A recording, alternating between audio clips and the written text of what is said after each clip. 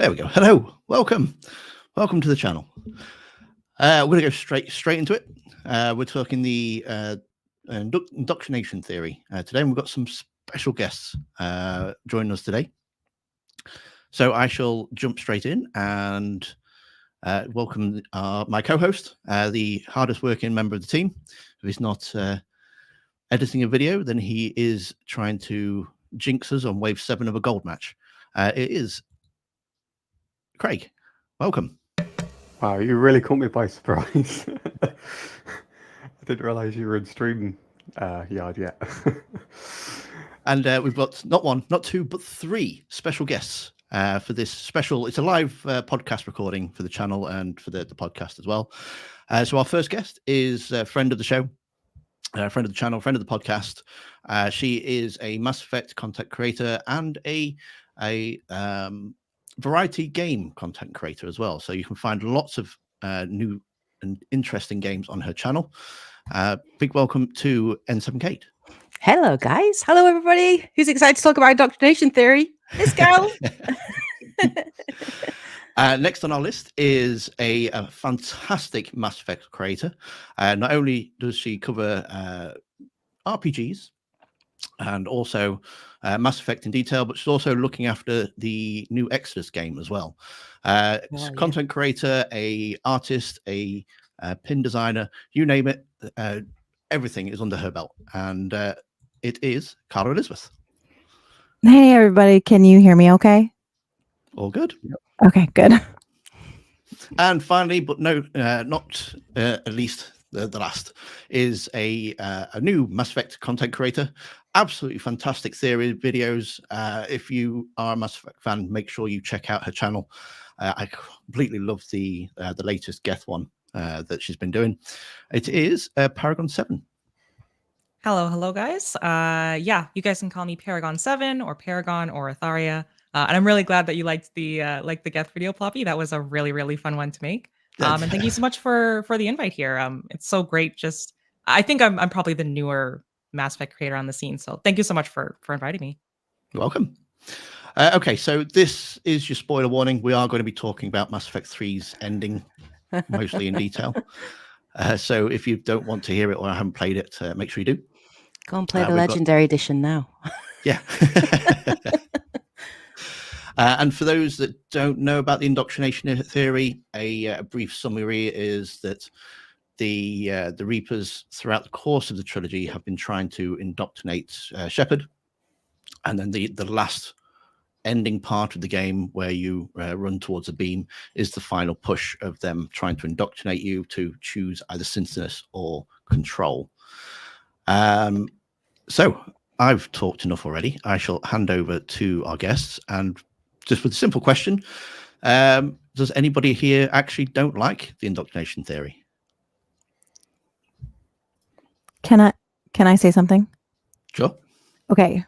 I've been thinking about the indoctrination theory for the last few days, and I think I don't have any ill towards the indoctrination theory, but I think the existence of it is sad.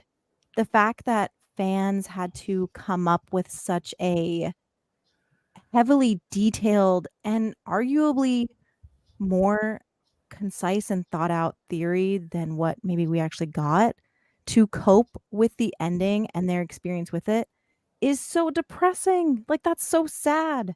That is such so I never get mad at people for mentioning the indoctrination theory or being wanting to choose that as their canon. If you want that to be what your Shepard experience is, fine. I just think the actual existence of it needing to be how people coped with the ending, and I didn't play I played with the Legendary Edition. That was my first experience, so I have no connection to the originally released, the before the extended cut. But it's so I don't ever hate it or anything. I just feel bad that people had to cope that way, because it's really what it is essentially. It's just people trying to make sense of an ending that doesn't really make a lot of sense. I do think it's also a little bit sadder, to be honest, that it actually I think it in some ways it makes more sense than what the actual truth is as well. I think that's kind of the sadder truth of it as well. Is, you know, people genuinely believed it was fact before, you know, Bioware said what they said. I think it was, there was a post or something, wasn't there, where they debunked it. Yeah, I mean, they confirmed it's not canon. I think they did that just before the Legendary Edition came out. I think it was a Chris Hepler, who was one of the writers on Mass Effect 2 and Mass Effect 3.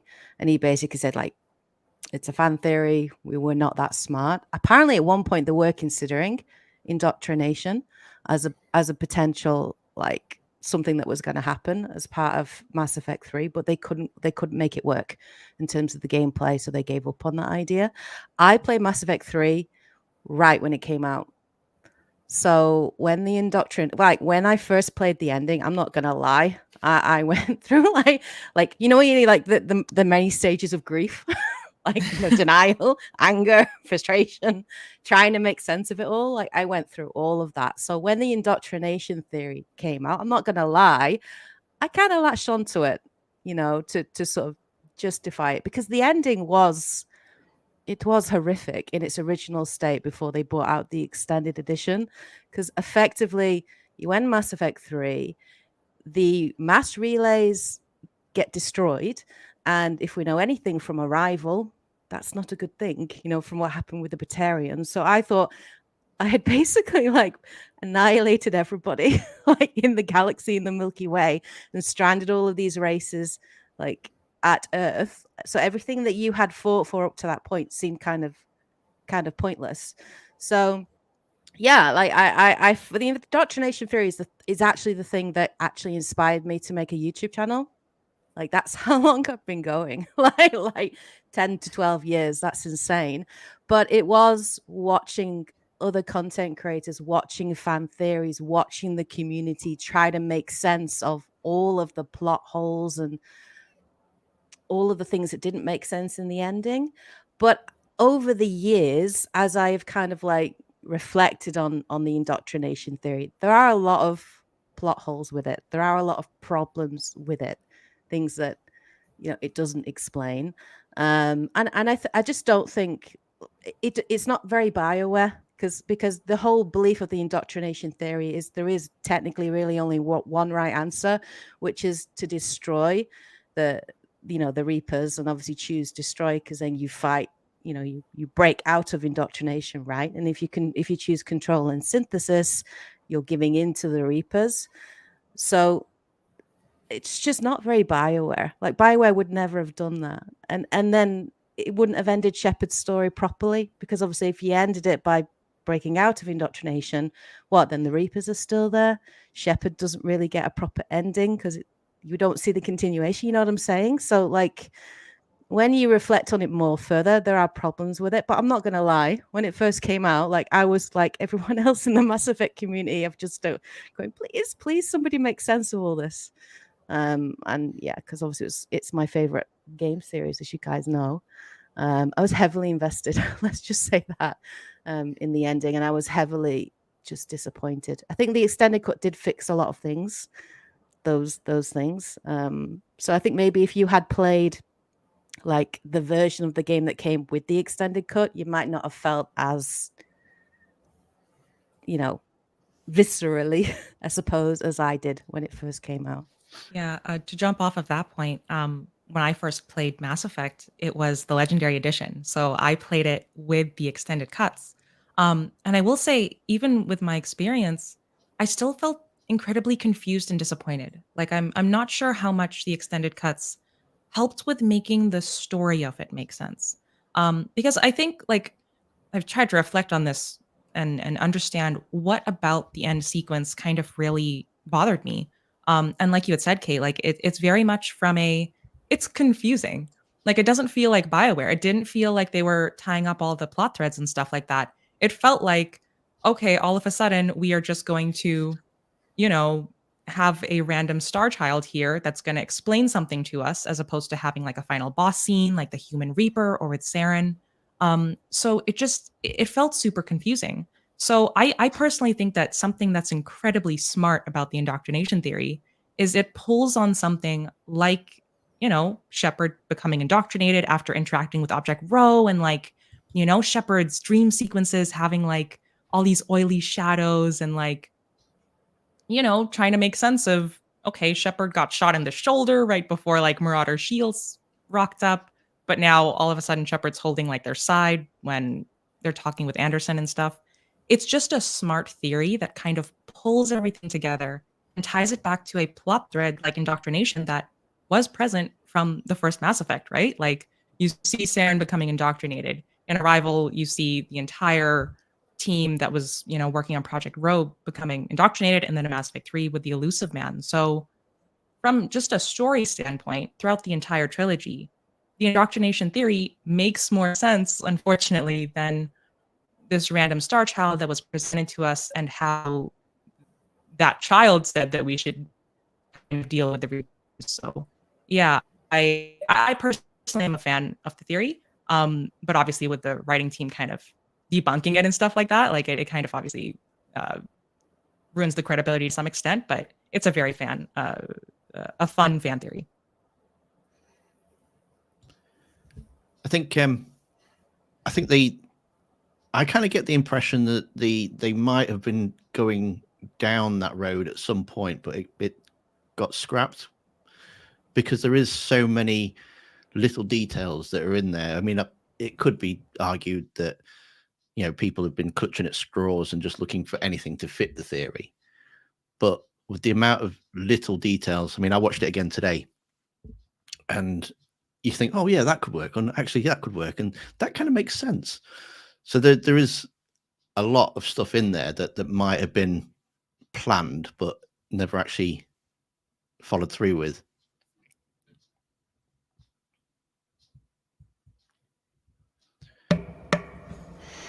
Yeah, to go off of that, one thing that I really, really enjoyed about the theory was the oily shadows and Atharia, Shepard's dream sequences. your mic is kind of Because it cutting out. seems so random.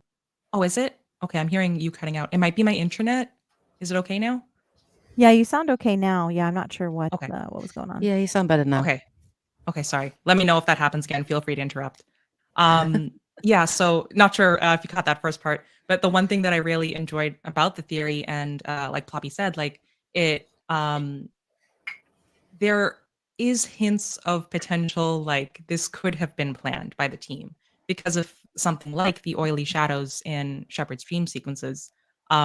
Because when Shepard spoke with the Rachni Queen on Noveria through the Asari, the Rachni Queen was like, indoctrination felt like oily shadows invading her. So it makes so much sense, and that's something again that I absolutely love about it. And they totally could have done it, but it does feel kind of weird that the writing team decided to be like, no, we didn't want to go there, because it totally could work. I think the dream sequences as well, because they're such a dream state, they ask, and Bioware loves this, like things being open to interpretation, right? They love this. So you could see the oily shadows, right, as sort of, yes, those hints of indoctrination. And then the voices that you hear, because you do, as Shepard is, running and chasing the child, you do hear voices and things like that. But it could also be interpreted in another way, which is, Shepard, obviously, I always kind of look to that as Shepard's kind of guilty conscience, right? And then I think there was even this like concept art book that came out, and they sort of said that the child was like this representation of everybody that Shepard had failed to save. And as Shepard has more and more dream sequences further on in the game, the oily shadows increase. Now you could interpret that, if you believe in the indoctrination theory, as being the Reaper indoctrination attempt is getting stronger and they're trying to indoctrinate Shepard. But you could also interpret it as these oily shadows represent the fact that more and more people are dying, the fact that they're losing more people during the war, especially after Thessia. And then Shepard, the voices that you hear are voices like Morden, right? And I think you hear Kaidan at one point, if Kaidan died in Mass Effect 1. I think you hear Legion at one point as well. So it's so interesting because it could be either.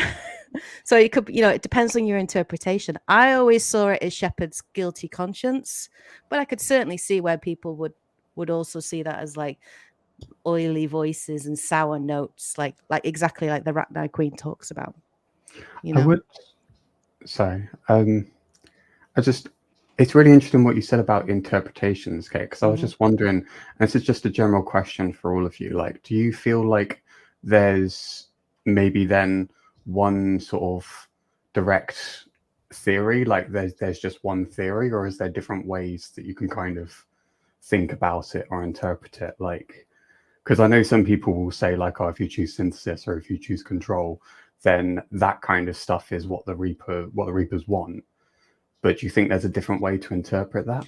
I think there is. I mean, the Star Child for me always had an agenda. I never trust that kid. You know what I mean? Like, even when I was in the final sequence, and I mean, even as you meet him, he's like, he says something like "we." Something. So he refers to himself almost as a Reaper, even though he's supposed to be the catalyst, right? So he's a representation of the Reapers. It's very clearly he doesn't want you to choose destroy, right? Very clear in all the consequences that he mentions. Very clear he wants you to choose control or synthesis. Even the three choices, when you look at it, are interesting because destroy is colored red, which is supposed to signify the renegade option, right? Control is blue, which as we interpret is the paragon choice, the right quintessential choice, even though many people played as renegade. But from the perspective of the Reapers, sure, they don't want destroy, and it's not just destroying the Reapers, it's also destroying all synthetic life. So they could very much see that as a renegade choice, right? That they wouldn't want. So it's very manipulative. So in some ways, yes, you could see it as a manipulation of Shepard, which I think it was ultimately, which is probably why I always generally canonically go for destroy. And it's also interesting that, you see an image of like, I think Anderson, choosing destroy. And we trust Anderson, right? Like wholeheartedly, like he's our mentor. And then you see the elusive man choose control, and the elusive man is also indoctrinated at this point, so that's what the Reapers would want, you know what I mean? So it's interesting, I think, because it's so left, because there are so many wires like strings to pull on, and because it's not tidy. It's not tidy storytelling, and because the storytelling is not, and we know that Bioware like things open to interpretation, but this is the ending. You have to pull things together, you have to pull all your threads together, and it needs to have a cohesive ending. I personally, because Bioware, I think there was going to be another ending, which was the Dark Theory, and that got leaked or something, so they had to change the ending. So I actually think even the ending, the one that they wrote, maybe wasn't too clear, like even when they wrote it. So because even then they've left it open to interpretation, that's what's allowed the indoctrination theory to grow and to become as big as it did become, because it was so left open to interpretation. I think if Bioware had done a better job writing the ending with a clear, cohesive ending to Shepard's story that didn't feel so unfinished and so confusing, we wouldn't even be discussing this right now, because there wouldn't be a need for it. So yeah. Can I touch on that? Mm-hmm.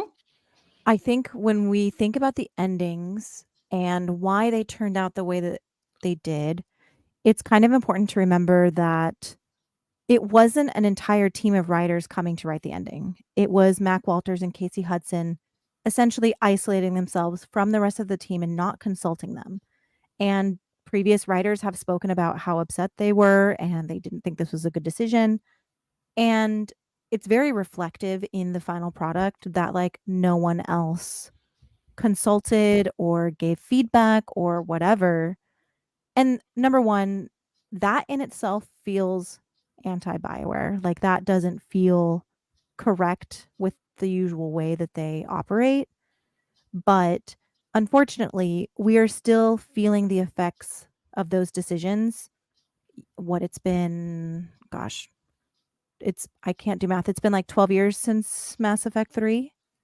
And people still cannot coherently explain exactly what happened.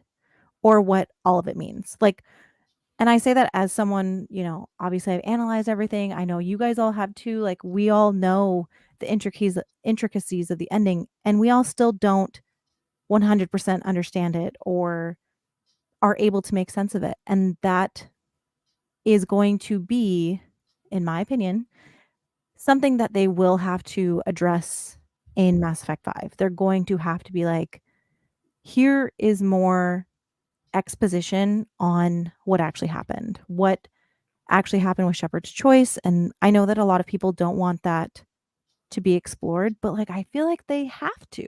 I feel like they have to be like, you guys have been asking questions for years, which, you know, doubled with the Legendary Edition coming out. And, you know, making all these theory videos about what could happen in the next game is so hard because we still don't know what happened in the last one. It So, could yeah. be their way out, to be fair, because Andromeda was supposed to be their get out clause so that all three choices mattered and they didn't have to canonize an ending, because they're going to be making a new one that carries on the Milky Way story, or at least in some part it does. It could, if they could go back and use the indoctrination theory as a means to explain how every choice still matters, because it never actually really mattered, if that makes sense. Yeah, no, I've in a lot of my theory videos talking kind of about where the timeline of the next game could take us. I think that the easiest route that they could go is pushing the Milky Way timeline to the Andromeda 2819 and basically being like, enough time has passed. Synthetics and organics have basically all evolved to the same level, depending on, or in like completely not dependent on what choice that you made. Like, say synthetic, or after you choose the synthesis ending, everybody's green synthesis icon things, whatever, have essentially gone away with like evolution, or that was just a process that they needed to get comfortable in that body. I don't know. I just feel like I totally agree. I think that they could very easily be like, the endings don't really matter because they all end up with the same outcome in the end. Like, the Quarians and Geth both live on, both figure out peace. The Krogan live and rebuild Tuchanka. I mean, there's just so many things that it makes sense. So yeah, I don't think that they have to address the endings in a way that is expanded upon. But I think with last year's N7 Day, where they specifically say, like, what happened to all of our squad mates? What happened in all the endings? I think that they know that people are really wanting more from those endings, just to kind of cope, to kind of understand better, and I think to be able to move forward. Yeah, I think people need closure. I think that's what people didn't have properly, is closure, to be able to move on to accept something else. I think that's why so many people, even though I didn't have a problem with Andromeda, but I think they just moved on and ignored what happened, right, in the endings and everything. So I think they do need that closure.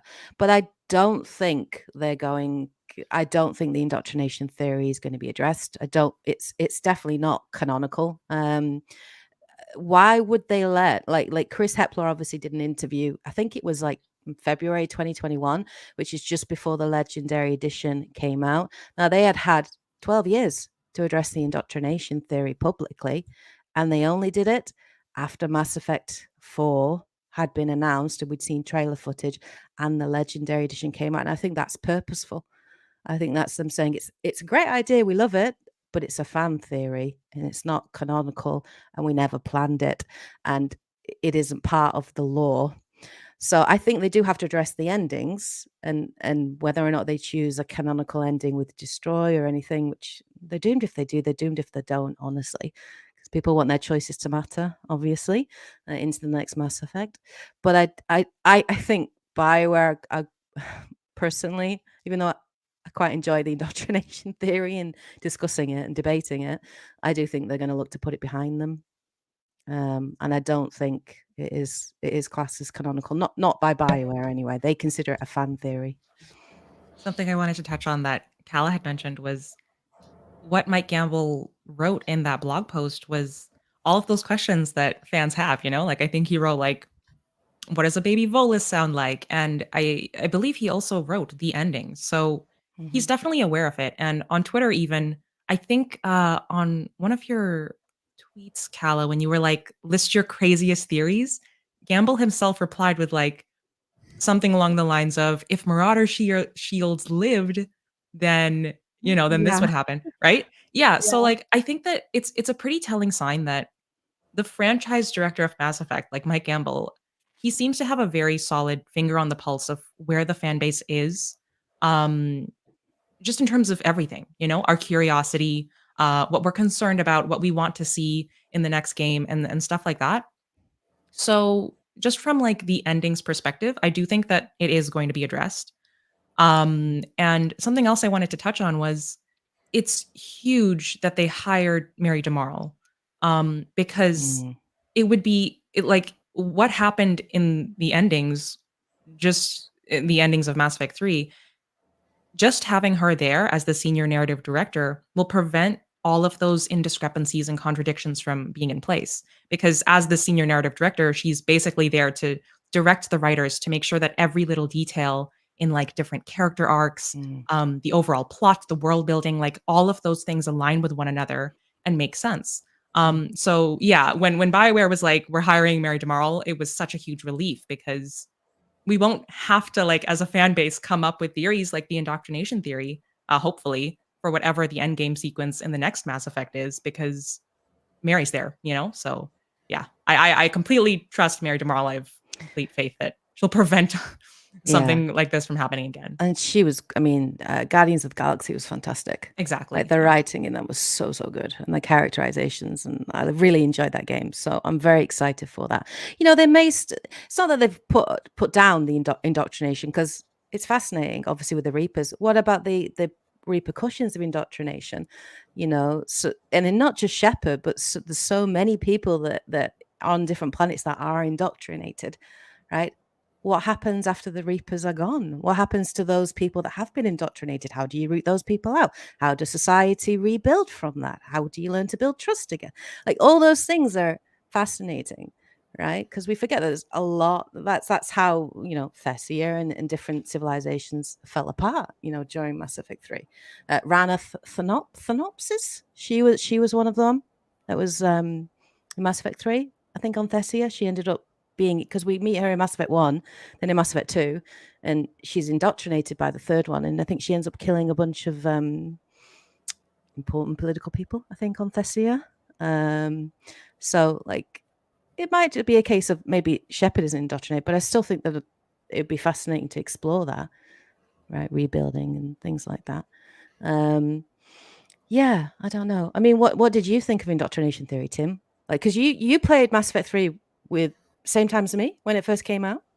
So Yeah, that's right. What was your reaction to it, like when you first saw it? To be honest, I quite liked it because it fitted a lot of, like I say, there's a lot of stuff in there that made sense to me, and I quite like thinking that, like the Elusive Man and Anderson, I could never get my head around how he went in after you but got ahead of you, and then when he's talking about walking through the area that looks like the Shadow Broker's ship, and he Yeah. says that things are moving, and then you get there and like, well, nothing's really moving, and then it's like, how are you getting ahead of me when you came in behind me? And to have him in the same room as the Elusive Man, who obviously is completely corrupted by this point, it kind of, the way they explained it was they're two sides of Shepard's psyche, like the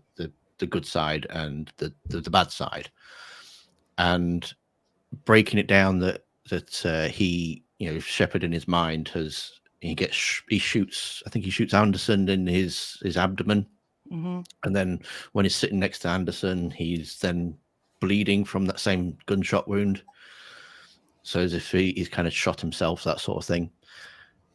It's like everything that to me, it kind of made sense, and I quite like the idea that the Crucible was only designed to do one thing. Whatever you picked it to be, that's what it was actually designed to be.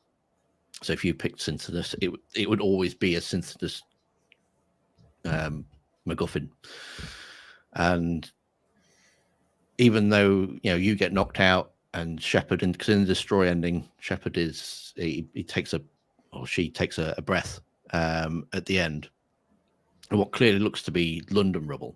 So again, explaining how they would have got from space all the way down to London and still be alive. How they even survived that explosion.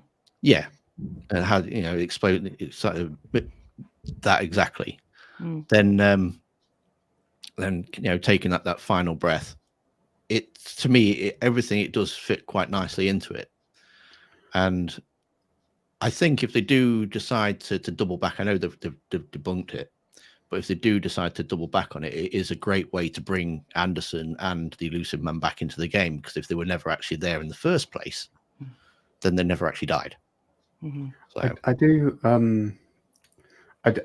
kind of find it interesting. Like a lot of people, and to be honest, on all of these factors as well, it makes perfect sense with the indoctrination theory.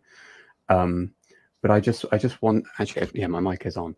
I was just wondering, like, so to you guys then, because I was just sort of thinking about my interpretation, and I was thinking about where I feel like, to me, the dream sequence starts and ends.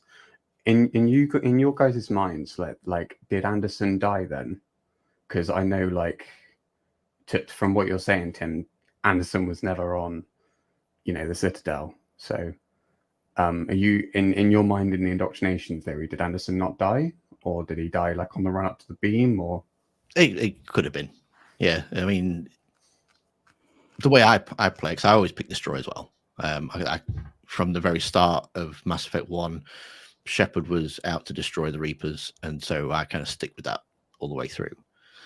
So yeah, I mean, you can include the indoctrination theory if you really wanted to, or you can go with how the developers. It's quite nice how they've given you a choice and ending, so you can pick your own ending. And then obviously, if you wanted to include this, it's not going to do any harm to you, because, well, until Mass Effect 5 comes out, we find out a definitive answer to what happened to Shepard. If we find out that, then yeah, there's no harm in including it. So if you want to think that Anderson died on the run up there, then yeah, you can do. I like to think that, because that beam of light, the beam hitting from Harbinger, I can't see how anybody could possibly survive that. So yeah, you get knocked back, and then all of a sudden your armor's changed, and you've got infinite ammo in your gun, and there's all these little things that, if they've gone out of the way to make sure that cutscenes and dream sequences and stuff like that, you're wearing the armor that you picked and you've designed, and the color scheme, then all of a sudden for that last sequence, you're in different armor to what you might have picked. So, for example, if you decided to wear the Cerberus armor skin, then all of a sudden you're wearing the N7 armor. Stuff like that. It's like, I know that they were pushed for time, and I know they had to change the ending because it got leaked. But at the same time, little details like that, they would always make sure that in like Q&A and stuff, that would have been picked up. So. It does make you question it, doesn't it? Because Bioware is a developer that like their details, and everything that is placed in cutscenes or anything, there's a purpose to it. There always has been. So when you see such glaring inconsistencies, it just makes you go, was that purposeful or not?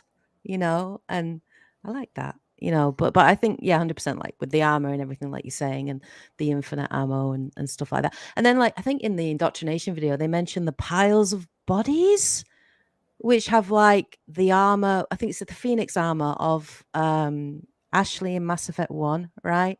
And then Kaiden's armor in Mass Effect 1. How do you explain that? Like, That's weird. That's weird. Like, did they just have somebody in textures like, right, we've got 5 minutes, guys. Right, okay, let's just throw in some textures and some colors. No one will look at it. They'll just walk right past it. Come on, guys. This is Bioware fans. But it's just things like that you can't answer a definitive reason for why. So it just makes you question it. What did you guys think when you saw the pile of dead bodies? Were you like, what is that? What's going on? Or did you just think it was Bioware being lazy? I think when I look at the indoctrination theory, specifically the details behind why people believe in it, I think like the armor and the infinite ammo, I think those are just gameplay choices. Like the reality is they were never going to be able to have one cohesive armor for the end if they wanted it to be that badly destroyed. There's no real development issue or development like route that they could have gone to have animated and created a new mold for a new model for every armor set that was decayed like that. So I think having one that is like very charred and it being the default, I think that makes sense. Same with the final scene. Imagine if you ran out of ammo during that final scene. What realistically, how stupid would that look like, and how much would that take you out of the moment? But I do have 3 things with the indoctrination theory that I think are bad writing decisions, which lean so much into the indoctrination theory making sense. And one that is the armor, Ashley's armor. We haven't seen that since Mass Effect 2. So no one in Mass Effect 3, none of the ground team, no one is wearing it. So them using that, very weird choice there. And second, everything with Anderson, very weird. You could probably write it off as just them like thinking that people wouldn't notice that he got there way before us and we didn't see him. And there's like timeline inconsistencies there. But I think my biggest issue with it is, how is the elusive man able to do what he does? And how is Shepard able to be controlled to, like that bothers me the most out of like the many questions around the ending. How was Shepard able to be controlled by the elusive man? Because he's not using biotics, because stasis is more of like a freeze. It's not, a movement ability. And yet the elusive man is able to control people's actions. That has always really, really confused me and doesn't really make sense. It kind of comes out of left field. I have some theories on that. Okay, let's hear it, because that is out of the indoctrination theories, I'm like, that makes me really lean into the indoctrination theory because of the wisps. It's there's like, okay, the Reaper sounds and or the growling type of sound. So that's why I've always been like, this moment itself has to like be very indicative of something. I think a lot of, the elusive man that we see at the end of Mass Effect 3, everything, the whole setup, it's very reminiscent of Saren, right, in Mass Effect 1, when you meet Saren at the end. I personally think that if we have a look at the elusive man, I personally think that it's Reaper tech. That's what happened with Saren, that he got, synthesized, like in terms of had Reaper tech into him, and that's why he turned into this like deformed kind of, that could crawl on like ceilings and stuff like that. And I think the elusive man, I think it's some form of Reaper tech. So maybe maybe the Reapers may even be using him as like a what do you call it when they use it as like a bounce off point? What do you call that? I've been working all day. I can't think of words. Wait, like an antenna, like an amplifier, like a vessel, like an amplifier. So I feel like there's some kind of Reaper tech, and that the Reapers are using the elusive man potentially as an amplifier to get closer to Shepard, to potentially try to control and manipulate Anderson and Shepard, whether that involves some attempt of indoctrination, which would explain obviously the growls and that kind of thing. But it's clearly Reaper tech. And we see that as well with their eyes, because Saren's eyes and the elusive man's eyes have that kind of blue like tint to them, and those eyes have nothing to do with indoctrination. That is a sign of Reaper tech, and we see the same in Shepard when he chooses control, or synthesis. He's combining with, he's already got Reaper tech. He or she has already got Reaper tech in them anyway from the Lazarus Project, but also choosing those options, it amplifies the volume of Reaper tech in his system, and we see his eyes go too. So I think it's Reaper tech, Reaper technology, and they're maybe using the Elusive Man as a so when that Reaper tech, when the Elusive Man comes close to Shepard and you hear it come in and you see the vines come in, as like Anderson turns, doesn't he? And he starts to sort of move all very stiff and as if he's being controlled. And then we see the Elusive Man walk behind Shepard. And then obviously we see these wisps. I think that is the Reaper tech being used to try and control Shepard. And then as the Elusive Man, as he starts fighting that control, and whether or not you maybe manage to convince him that he is indoctrinated and he admits to that, those wisps start pulling away. Because that Reaper technology, because he's fighting against it. So that's how I've always interpreted it, that it is Reaper technology, but they might potentially be using him as an amplifier to stop Shepard, to stop Anderson being able to sort of connect the Citadel and the Crucible and destroy the Reapers. Yeah, one thing that I wanted to touch on was, I think it kind of goes back to, they didn't know exactly what the Elusive Man was going to be in the endgame. Because I can't remember if it was in the final hours of Mass Effect 3 that Jeff Cayley did, or if it was in the Bioware 25 book, but there was a picture somewhere where the Elusive Man was supposed to be kind of like a really warped endgame boss. Yeah, I saw that. So to me, it kind of goes back to like, I'm not sure, because it was just Mac Walters and Casey Hudson at the end. I'm not sure even in the lead up to endgame, they entirely knew what they wanted that to look like. Because something that I wanted to touch on to Craig's question on like, what do you think about, did Anderson die and stuff? I don't even know if those two, Walters and Hudson, if they knew whether they wanted Shepard to die, because there were some lines recorded by, oh man, I'm blanking on Anderson's voice actor name.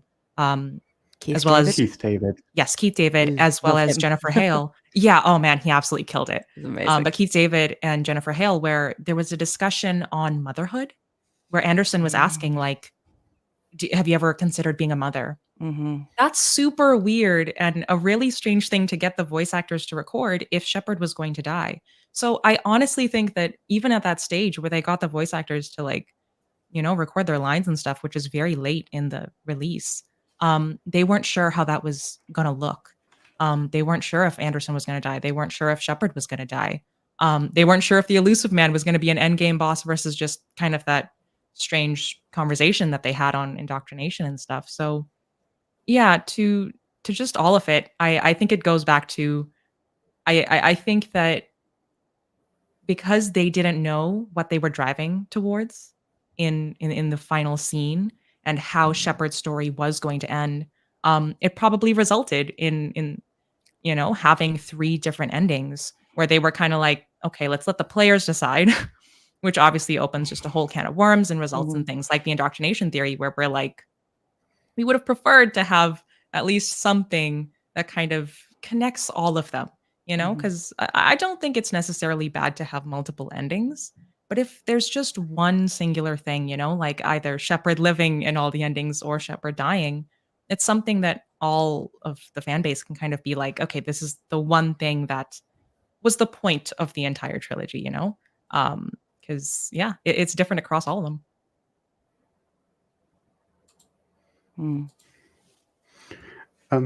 I do find, to be honest, what you said just now, Paragon, sorry, what you just said now about, sorry, I was thinking about asking the chat something and now my mind's a bit scrambled. But what you said about the cut content of asking about having kids, if Shepard wanted to have kids, what you just said there about like, that could have only been taken out if like Shepard was intended to live, that was really interesting.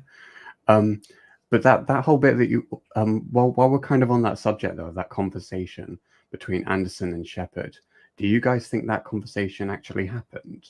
Or do you think it's part of the Reaper manipulation? Or Yeah, it's such an interesting It's such an interesting, I guess, question. I personally don't believe in the indoctrination theory, obviously because it's been debunked by the writers. So when I'm viewing that specific scene, even though it obviously doesn't make any sense why Anderson's saying the walls are moving and all of that stuff, and how did he get ahead of us? I just kind of chalk that down to, the writing not being on point and stuff like that. So when I view that final conversation, I mean, the first time I ever viewed it, I was extremely emotional. It felt like it was the one thing that they got extremely correct. Mhm. Um, where it was just when Anderson tells Shepard that, I played FemShep, so the line is, you've done good, child. It was so powerful.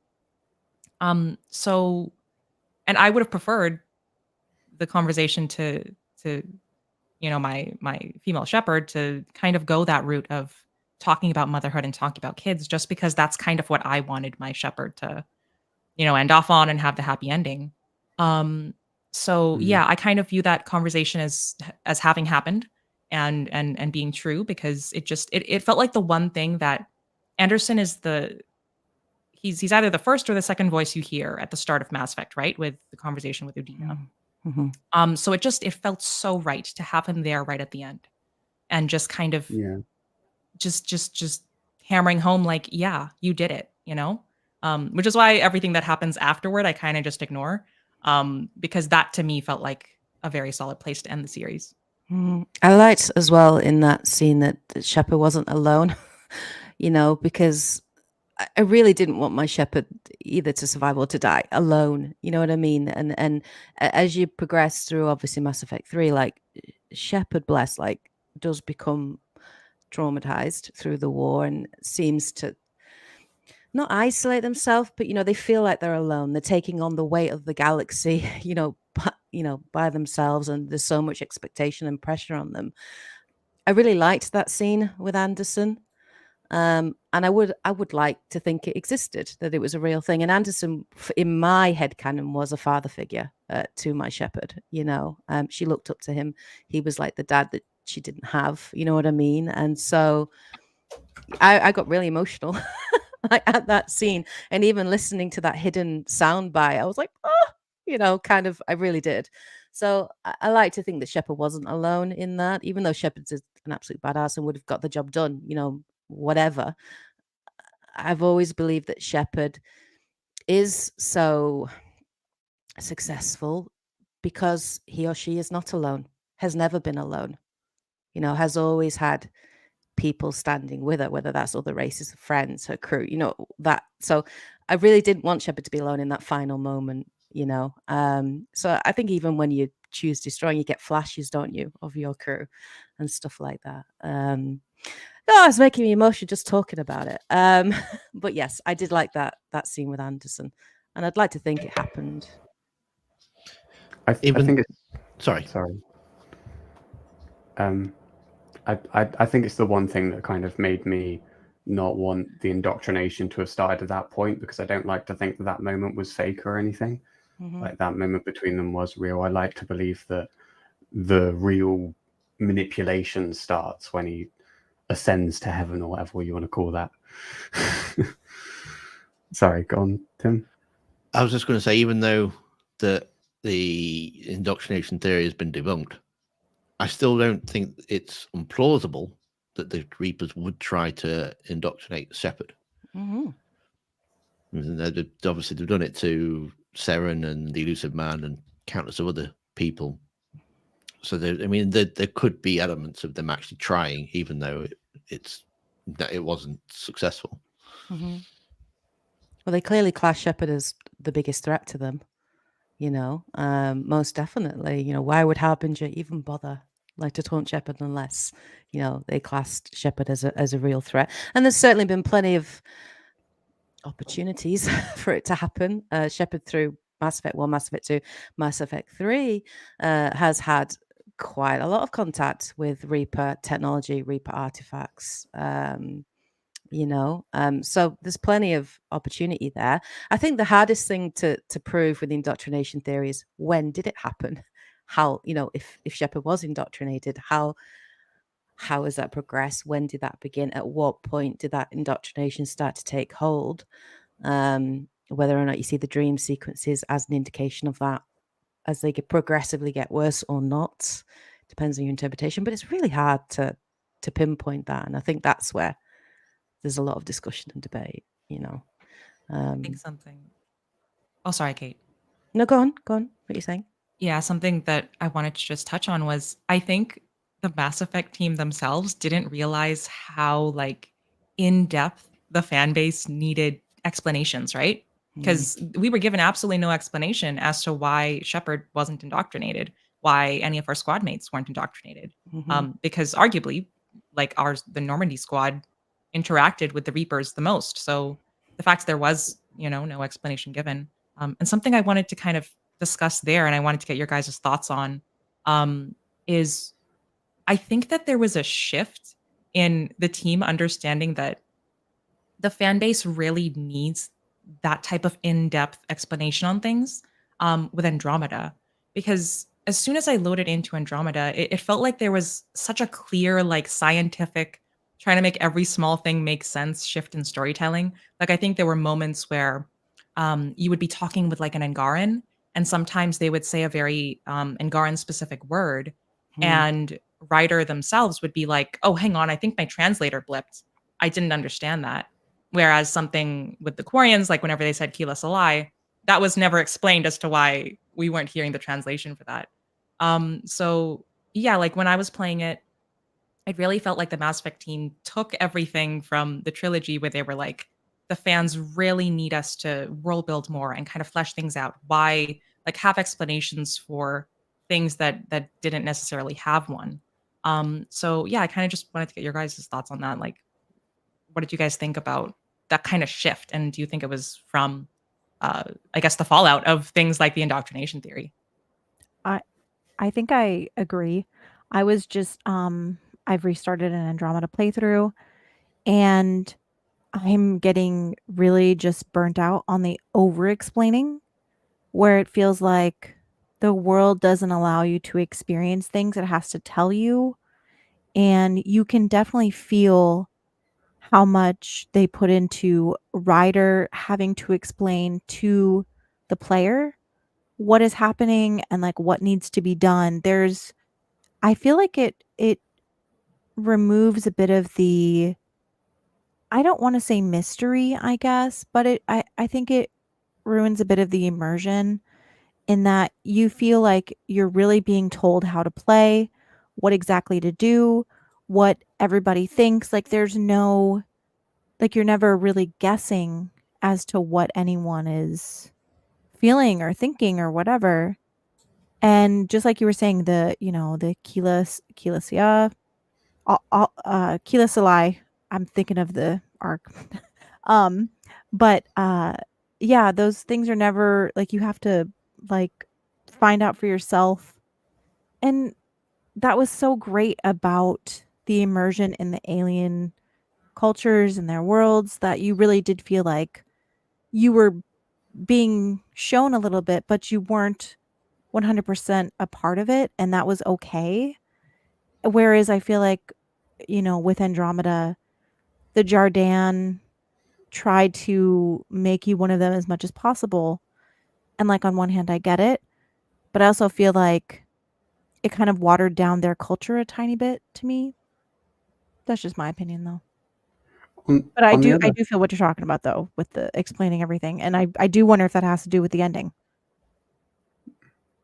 I didn't even, to be honest, think about the fact that Tali.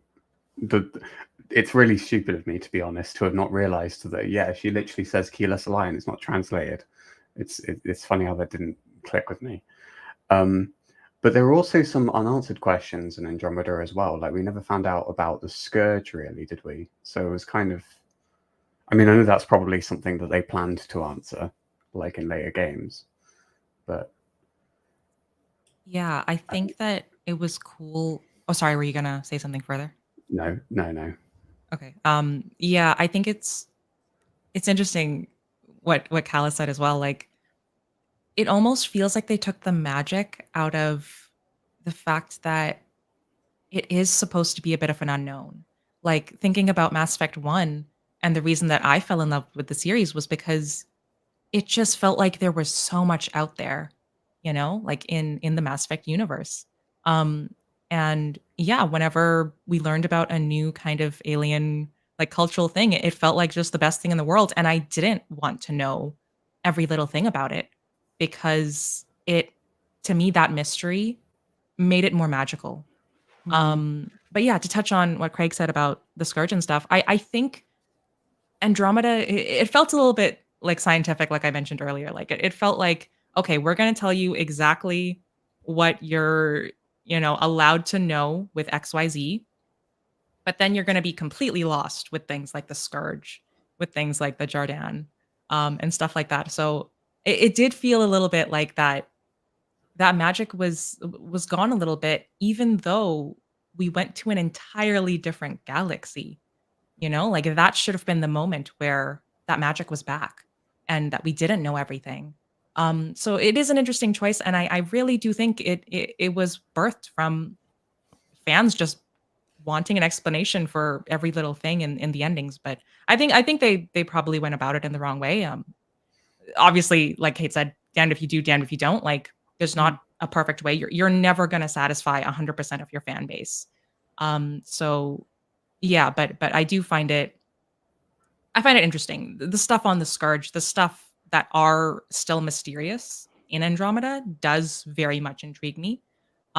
Just because it feels like it has that little bit of magic that could kind of bring back those Mass Effect 1 vibes specifically. Yeah.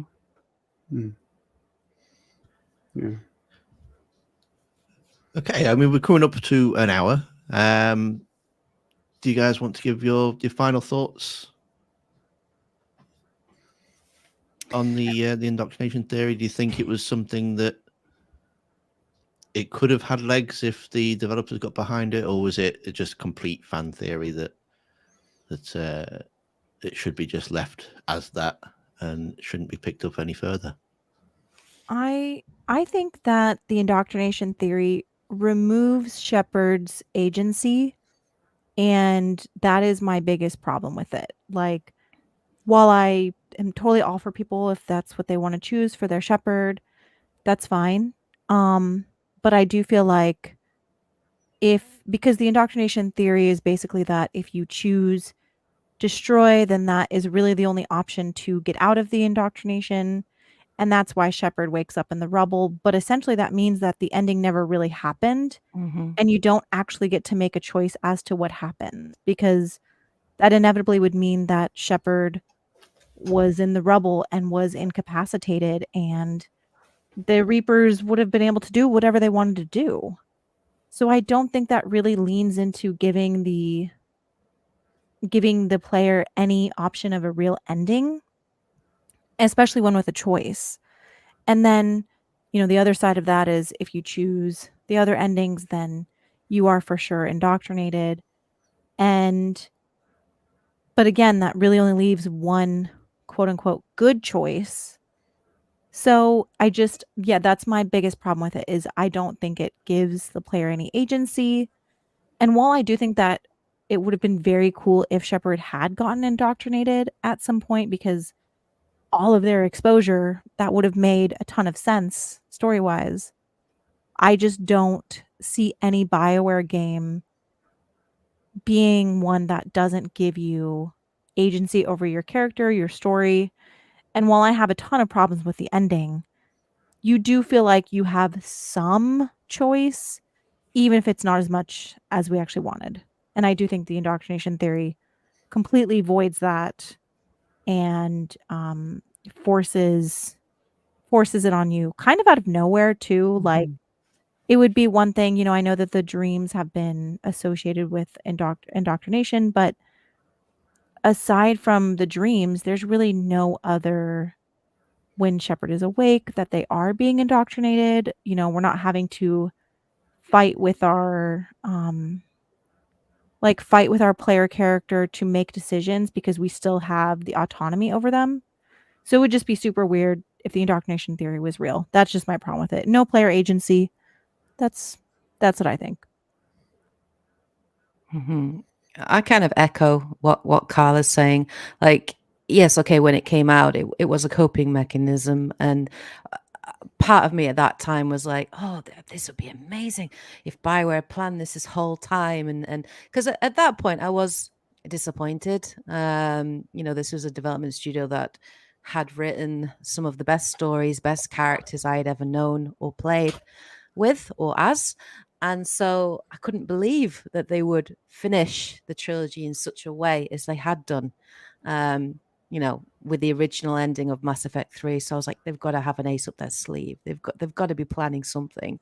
And so I think part of me at that time, yes, clutched onto it. And I think at that time, it would have been a win for Bioware for them to go, oh, yeah, guys, we planned this the whole time. And then they released DLC to then finish the ending properly, right? But they didn't do that. And obviously, Bioware have admitted it's not canon. They've debunked it themselves. And I agree with Carla. I think if you just left it at the end of the indoctrination theory and Shepard had woken up, it wouldn't have ended Shepard's story in a satisfactory way, because so much would have been left unknown, right? Like, did Anderson die? Is Anderson dead or not? Where's the elusive man? Is the elusive man what's he doing? Did the Crucible make it? Like, there would have been so many things that were unanswered, right? So I don't think that would have been great. And then exactly like Carla said, like forcing players to say this is the right choice is very non-Bioware. They've always believed in player freedom, player choice, player agency.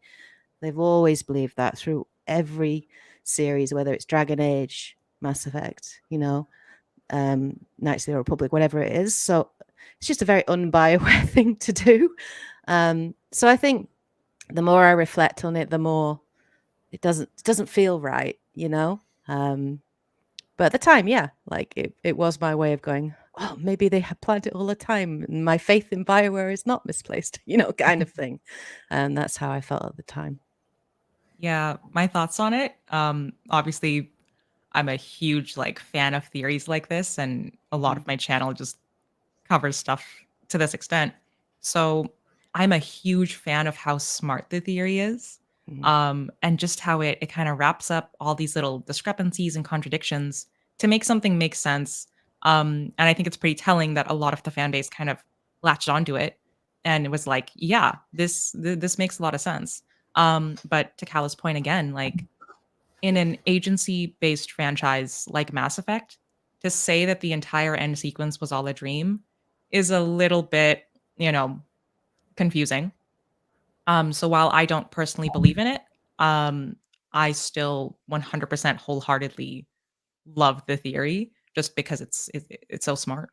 It's so creative, but it's Yeah. such an indication of just how creative and amazing and passionate the Mass Effect fan base is. You've Exactly. got to respect that, and I think that's a great thing. So, and I think I think even the people that were promoting the indoctrination theory back in the time 12 years ago, they did a petition. They raised money, I remember, for charity, as a petition for this indoctrination theory, saying we've got this idea, please do it. And that's just taking something that really confused people and really upset people and hurt people, with the ending, and they tried to turn it into a positive thing, you know what I mean, for the community. I think that's a good thing, and so I like the theory. I just, don't think it holds up, but I do like what it represents in a way. Can I Great. add one more thing to I just really quickly. I think when I look at the indoctrination theory, it is the result of a ending that was not fleshed out and an ending that was all too magical. It relied too much on the less on the sci-fi and more on the fantasy. And I think that's a major problem with it, is it doesn't feel very grounded. And that's why people can kind of create whatever. And I hope with the next game, we see that they kind of pivoted with Andromeda, where everything feels maybe a bit more grounded in science, maybe except for, well, even maybe the creation of the Angara, which seems like that was more of a scientific undertaking to create them. But I hope moving forward for Mass Effect 5, we still get some like fantasy, but I do hope that they don't lean so far into the space magic stuff. I think that is the weakest part of like the Star Child and that stuff. I think that's my biggest issue with the ending, and something that I hope that they think about with Mass Effect 5, so that we don't get another indoctrination theory and people trying to cope with, stuff that doesn't make sense. Yeah, that's fair. Craig, any final thoughts on the indoctrination theory? Yeah, I'm going to keep this super brief because I'm somewhat desperate for a bio break. I do think that I do think there's a lot of thought and effort put into it, and I do really like it. And like, it's just its ideas and how much supports it and everything. But like we were talking about with that moment with Anderson, with so much of that, I think there are some bits here and there with what Bioware intended that are just kind of heartfelt and nice. That I'm not comfortable with how the indoctrination theory would contradict certain things. So, I mean, I really like the indoctrination theory, but no, I think I've come to terms with the ending in itself, especially with the extended cut.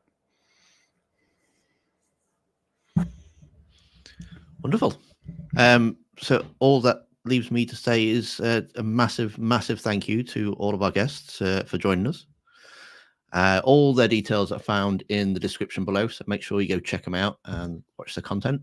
And if you enjoy it, only if you enjoy it, make sure you subscribe. I hope to have you guys all back on the channel and the podcast, maybe on a one-to-one, so we can get to know you a bit more in depth. But no, thank you ever so much for spending your time, taking your time out to spend it with us. It's been an enjoyable chat. Yeah, thank you. Thank you for joining us. Thanks, Tim, thanks for for having organizing me. it. Thanks for inviting. Yeah, Thank you absolutely. guys. Love to be back. Thank you so much for the invite. I love talking about theories. I'm all for this. Same. it's my bread and butter. I love it. Exactly. Got to keep going until the next Mass Effect. Oh. But we'll have to think of a new topic for next time. Mm-hmm. All right. Well, thank you very much, and we'll see you. I think I'm playing some Mass Effect multiplayer next. So if anybody wants to come and watch that, then you're more than welcome to. Can I say it? Can I say it? Go for it. We should go. We should go. We should go. We should go. We should go. I should go. Do I really sound like that?